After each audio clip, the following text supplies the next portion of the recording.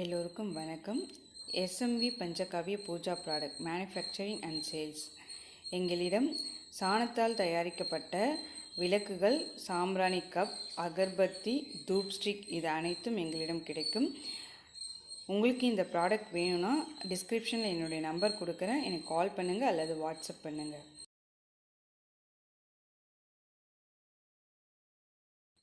என்னுடைய ஷார்ட்ஸில் நான் ஒரு சிவன் கோயில் போட்டிருந்தேன்.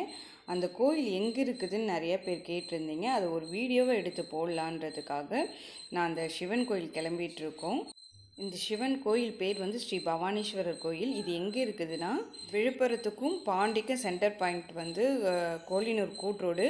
அதுலேருந்து கோலினூர் கூட்ரோட்லேருந்து சென்னை போகிற ரூட் வழியாக நம்ம போகணுன்னா ஒரு 10 நிமிஷத்தில் ஒரு பாலம் வரும். அந்த பாலத்து பக்கத்தில் லெஃப்ட் சைடில் ஏஆர் இன்ஜினியரிங் காலேஜும் வெங்கடாச்சலபதி பாலிடெக்னிக் காலேஜும் இருக்கும். அது பக்கத்தில் ஒரு ரோட் போகும். அந்த ரோட் வழியாக நம்ம போனோன்னா ஒரு 10 நிமிஷம் போனதுக்கப்புறம் அந்த கோயில் வந்துடும்.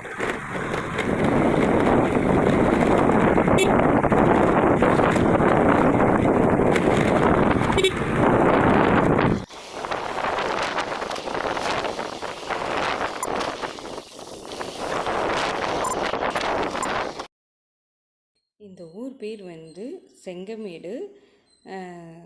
செங்கமேட்லேருந்து கொஞ்சம் தூரம் போனதுக்கப்புறம் அந்த கோயில் வந்துடும். இப்போ அந்த கோயில்கிட்ட நெருங்க போகிறோம்.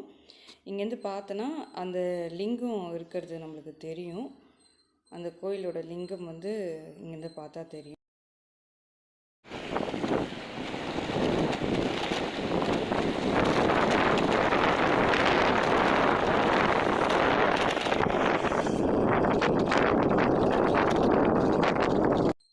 இப்போ நம்ம கோயிலை ரீச் பண்ண போகிறோம்.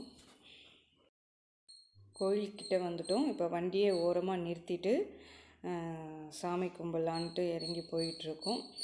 இப்போ சிவனுடைய உருவம் இங்கே வச்சுருக்காங்க.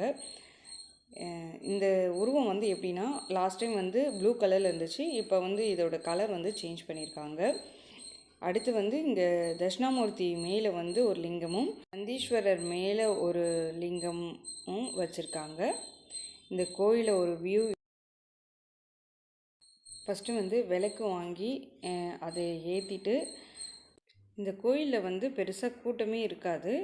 நம்ம ஃப்ரீயாக நிம்மதியாக நம்ம சாமி கும்பிட்டுட்டு போகலாம். க்ரௌடாக இருக்கிறத விட கொஞ்சம் கூட்டம் கம்மியாக இருக்கும்போது நம்ம சாமி கும்பிட்டா கொஞ்சம் பீஸ்ஃபுல்லாக இருக்குன்றதுனால ஃபஸ்ட்டு நந்தீஸ்வரரை சாமியை வழிபட்டுட்டு நெக்ஸ்ட்டு நம்ம ஆலயத்துக்குள்ளே போயிட்டு ஒரு அர்ச்சனை பண்ணிவிட்டு சாமி கும்பிட்டுட்டு போகலான்ட்டு நாங்கள் போனோம். ஆலயத்துக்குள்ளே போகும்போதே நம்மளுக்கு சாமி ரொம்ப அலங்காரம் பண்ணியிருந்தாங்க. பழத்தாலே நல்லா தரிசனம் கிடைச்சது.